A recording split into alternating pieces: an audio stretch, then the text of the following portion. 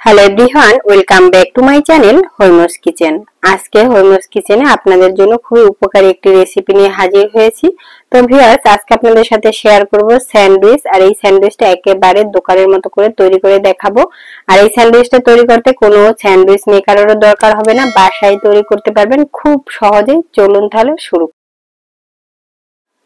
যেহেতু স্যান্ডউইচ তৈরি করব, এজন্য আমাকে মাংস রেডি করে নিতে হবে। তো এজন্য আমি একটা পাত্রে নিয়েছি 3 কাপ পরিমাণে পানি, আর সাথে এখানে দিয়ে দিচ্ছি 2টা ব্রেস্ট পিস, মানে একটা মুরগির ব্রেস্টের যে 2টা পিস সেটা সবটাই দিয়ে দিচ্ছি। এখানে যদি সবটা দরকার হবে না, আমি কিছুটা মাংস রেডি করে রেখে দেবো যাতে পরে আবার তৈরি করে নিতে পারি। তো এখানে আমি দিয়েছি 8-10টার মতো গোলমরিচ, আর সাথে দিয়েছি হাফ চা চামচ করে আদা রসুন বাটা, আর দিচ্ছি হাফ চা চামচ লবণ। তো এখানে বেশ কিছু উপকরণের দরকার নেই, অল্প কিছু উপকরণ দিয়ে এটাকে সিদ্ধ হতে বসিয়ে দিব। তো এটা সিদ্ধ হতে থাক, আমি অন্যদিকে এখানে একটা নিয়েছি শসা আর একটা গাজর। একটা রোলার দিয়ে আমি শসা আর গাজরটাকে ভালোভাবে ছিলে নিব। এখানে আমি একটা ক্ষীরের ব্যবহার করেছি, যদি হাতের কাছে শসা থাকে তাহলে আরো ভালো হয়, ক্ষীরাইতে একটু বীজের পরিমাণটা বেশি থাকে। তো এখানে সবগুলো আমার ক্লিয়ার করা হয়ে গেছে। এখন আমি একটা কাটার নিয়েছি, এখন এখানে আমি ভালোভাবে এগুলোকে গ্রেট করে নিব। এই গ্রেটারের সব থেকে যে ছোট ছিদ্রটা থাকে সেই ছিদ্রের উপরেই আপনাকে এটাকে গ্রেট করে নিতে হবে, মানে একেবারে মিহি মিহি করে এটাকে কুচি করে নিতে হবে। যদি কারো কাছে গ্রেটার না থাকে সেক্ষেত্রে আপনি একেবারে এরকম মিহি মিহি করে কুচি করে নিতে পারবেন, কোনো সমস্যা নেই। তো আমার দেখুন শসাটা গ্রেট করা হয়ে গেছে। এটা কতটা মিহি হয়েছে দেখেই বুঝতে পারছেন, আর এটাতে কিন্তু অনেকটা পানি ছেড়ে দিয়েছে।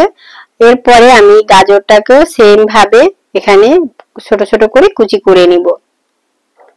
গাজরটা আপনার এভাবে একটু কুচি করতে পারলে ভালো হয়, কারণ হাতে কুচালে এতটা কুচি করা যায় না। তো এর বোটাটাকে আমি ফেলে দিচ্ছি। আমার গাজর এবং শসা দুটোই কিন্তু এখানে কুচি করে নেওয়া হয়ে গেছে। আর আজকের স্যান্ডউইচটা আমি এতটাই সহজে তৈরি করে দেখাবো, যেটা বাচ্চারাও চাইলে তৈরি করে খেতে পারবে এরকমটা। আর সব উপকরণগুলো আমার ঘরেরই, মানে একেবারে অল্প উপকরণ, আপনার বাহিরেও যেতে হবে না, এমনকি মেয়োনিজটা আনতে আপনাকে বাইরে যেতে হবে না, সেটাও কিন্তু আমি এখানে তৈরি করে দেখাবো। এখন আমি গাজর থেকে বাড়তি যে পানিটা সেটা চিপড়ে ফেলে দিচ্ছি, আর শসার যে বাড়তি পানিটা বের হয়েছে সবটা এখানে একেবারে চিপড়ে যতটা পানি ফেলতে পারেন ঠিক সেরকম ভাবে শসা গাজর দুটোকে এভাবে চিপড়ে পানি ফেলে নিতে হবে। এদিকে মাংসটা সিদ্ধ হয়ে গেছে। দেখুন মাংসটা কিন্তু একটু বেশি পানি দিয়েছিলাম। এই যে মুরগির যে স্টকটা, এটা কিন্তু আপনি স্যুপ তৈরি করে খেতে পারবেন, ফ্রাইড রাইস, মানে কিছুর সাথে আপনি ব্যবহার করতে পারবেন। এজন্য আমি একটু বেশি পরিমাণেই করেছি। তো মাংসটা দেখুন কতটা ভালোভাবে সিদ্ধ হয়েছে, এটা 15 থেকে 20 মিনিটের মধ্যে সিদ্ধ করে নিয়েছি। এখন একটা কাঁটা চামচ দিয়ে মাংসটাকে খুব ভালোভাবে ছাড়িয়ে নিতে হবে। এটা আপনি চাইলে হাত দিয়েও করতে পারবেন, হাত দিয়ে করে নিলেও সমস্যা নেই, কিন্তু এভাবে ছোট ছোট করে মাংসগুলোকে ছিঁড়ে নিতে হবে। আপনি যেভাবেই করেন না কেন, আপনার যেভাবে সুবিধা হয়, কিন্তু এটা কোনোভাবে ব্লেন্ড করবেন না। তো এখন আমি একটা প্যানে দিয়ে দিচ্ছি কিছুটা বাটার। এখানে আপনি ঘি ব্যবহার করতে পারবেন, সাদা তেলও ব্যবহার করতে পারবেন, কিন্তু ঘি বা বাটার ব্যবহার করলে ফ্লেভারটা ভালো আসবে। এটা একটু মেল্ট হয়ে আসলে এর ভিতরে দিয়ে দিচ্ছি পেঁয়াজ কুচি, আর এই পেঁয়াজটা অবশ্যই ঝিরি ঝিরি করে কুচি করে নিতে হবে। আর পেঁয়াজেও কোনো বাড়তি পানি থাকলে সেটাকেও কিন্তু চিপড়ে ফেলে দিতে হবে। পেঁয়াজটা দেওয়ার পরে এটাকে কিন্তু হাই হিটে নেড়ে চেড়ে 2 থেকে 3 মিনিটের মতো একটু ভেজে নিব। অনেক বেশি ভাজা যাবে না, পেঁয়াজটা হালকা সিদ্ধ হয় এরকমটা করে ভাজতে হবে, কিন্তু অনেক বেশি সিদ্ধ হয়ে একেবারে নরম হয়ে যাবে সেরকমটা দরকার নেই। তারপরে যে মাংসের কিমাটা আমি এখানে রেখেছি সেটা দিয়ে দিলাম। তো এর ভিতরে দিয়ে দিচ্ছি আমি 1 চা চামচ একেবারে ভরা ভরা গোলমরিচের গুঁড়ো, আর এখানে দিচ্ছি গুঁড়া দুধ। গুঁড়া দুধ দিয়েছি 2 চা চামচ। গুঁড়া দুধটা অবশ্যই দেওয়ার চেষ্টা করবেন, এটা দিলে কিন্তু টেস্ট একেবারে দোকানের মতো আসবে। দোকানের কিছু সিক্রেট তো থাকেই। এখানে দিয়েছি আমি কিছুটা লবণ। মাংস সিদ্ধের সময় লবণ দেওয়া হয়েছে, তাই অবশ্যই একটু বুঝে শুনে দিবেন এখানে লবণটা। তারপরে দেখুন এটাকে আমি কিছু সময় নেড়ে চেড়ে ভেজে নিয়েছি। এখন আমি এখানে নিয়েছি একটা সিদ্ধ ডিম।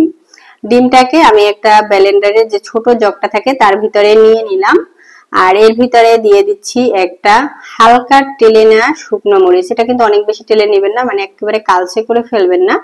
তো দিয়ে দিলাম এখানে 1 চামচ গুঁড়ো দুধ। গুঁড়ো দুধটা একটু ভরা ভরাই, এখানে 1 টেবিল চামচও দিতে পারেন। দিয়েছি 1 চা চামচ চিনি, আর দিচ্ছি হাফ চা চামচের মতো লবণ। আর এখানে দিয়ে দিচ্ছি ভিনেগার 1 চা চামচ, চাইলে এখানে লেবু রসও ব্যবহার করতে পারবেন। দিয়েছি হাফ চা চামচ কালো গোলমরিচ, আর দিচ্ছি এখানে রান্নার যে রেগুলার তেল মানে সয়াবিন তেল, সেই তেল দিয়েছি এখানে 2 টেবিল চামচ পরিমাণে। তো সব শেষে এখানে আমি দিয়েছি কিছুটা লেবু রসটা দেওয়ার চেষ্টা করবেন, দেখবেন মেয়োনিজের স্বাদটা কতটা ভালো আসে এবং ফ্লেভারটা অনেক সুন্দর আসবে। তো এখানে 1 চা চামচের একটু বেশি পরিমাণে লেবু রস হয়েছে, মানে একটা ফালি আমি লেবু রসটা সম্পূর্ণটাই দিয়েছি। তারপরে সুন্দর করে ব্লেন্ড করে নিয়েছি। যে দেখুন কতটা সুন্দর মেয়োনিজ তৈরি হয়েছে। আর এটার টেস্টটা অবশ্যই একটু টেস্ট করে নেবেন, কারণ সবাই তার ঝাল মিষ্টি এগুলো একরকম খায় না, যে যেরকম পছন্দ করেন সেরকম দিয়ে এটাকে তৈরি করে নেবেন। এখন আমি একটা বাটিতে যে শসা এবং গাজরটা কুচি করে পানি ঝরিয়ে রেখেছিলাম সেগুলোকে নিয়ে নিচ্ছি। আর এটা যে কতটা সহজ তৈরি করা সেটা মনে হয় বুঝতে পেরে গেছেন। এরপরে দিয়ে দিচ্ছি যে মাংসের কিমাগুলো আমি ভেজে রেখেছিলাম সেগুলো। তো সবকিছু এখানে নিয়ে নিচ্ছি। যে যতটা মাংস খেতে পছন্দ করেন, অনেক বেশি আবার দিতে যাবেন না, কারণ সবকিছুর তো একটা পরিমাপ থাকে। তো দেওয়ার পরে এখানে যে মেয়োনিজটা আমি তৈরি করেছি সবটা মেয়োনিজে এখানে আমি ব্যবহার করব, কারণ মেয়োনিজেই আপনার স্যান্ডউইচের টেস্টটা কিন্তু অনেক গুণে বাড়িয়ে দিবে। তারপরে এখানে দিয়ে দিচ্ছি 1 টেবিল চামচের মতো টমেটো সস। এটা অপশনাল, এটা দিতে পারেন, না দিলেও সমস্যা নেই। মেয়োনিজ থেকে আপনার স্বাদ বেড়ে যাবে, তারপর দিতে পারলে খেতে ভালো লাগবে। তারপরে সব উপকরণগুলোকে ভালোভাবে মিক্সড করে নিতে হবে। এই মিক্সটা কিন্তু একটু সময় নিয়ে ধীরে ধীরে ভালোভাবে মিক্সড করে নেবেন। তো আমি 2টা চামচ দিয়ে ব্যবহার করতে চেয়েছিলাম, তারপর দেখলাম একটা দিয়ে সুবিধা হয়, তো আমি একটা দিয়ে ভালোভাবে এটাকে মিক্সড করে নিচ্ছি। মিক্সড করার পরে দেখিয়ে দিচ্ছি। আপনি এই যে মাংসের কিমাটা এটা আগের দিন বা 2 দিন আগেও তৈরি করে নিতে পারবেন, কোনো সমস্যা নেই। আমি কিন্তু রাতে তৈরি করে তারপরে ফ্রিজে রেখে দিব, কারণ আমি সকালের নাস্তায় স্যান্ডউইচটা খাবো। এই স্যান্ডউইচটা আপনি চাইলে বাচ্চার টিফিনে দিতে পারবেন, বিকালের নাস্তায় ব্যবহার করবেন, এতটাই সহজ। আর এই যে চিকেনের স্টাফ, মানে এটা যদি আপনি রেখে দেন দেখবেন কি যে এটা 3-4 দিন পর্যন্ত একেবারে ভালো থাকবে ফ্রিজে। তো এখন আমি স্যান্ডউইচটা প্রস্তুত করে দেখাচ্ছি। এখানে একটা ব্রেড নিয়েছি, আর ব্রেড গুলো তো দেখেই বুঝতে পারছেন এটা কতটা বড় সাইজের, মানে সব থেকে বড় সাইজের ব্রেডটাই নেবেন। স্যান্ডউইচ যারা খেয়েছেন তারা তো বুঝে নেই যে কিভাবে এটা নিতে হবে। তো এখন আমি ব্রেডের সাইডের যে ব্রাউন কালারের অংশটা সেটা কেটে ফেলে দিব। যেহেতু এটা আমি দোকানের মতো করে তৈরি করব, তা অবশ্যই এটা ফেলে দিতে হবে। আর আপনি যদি নরমালি বাসায় তৈরি করে খান তাহলে এটা না ফেলেও সমস্যা নেই, যদি এটা খেতে পছন্দ করেন মানে সেটার জন্য বলছিলাম।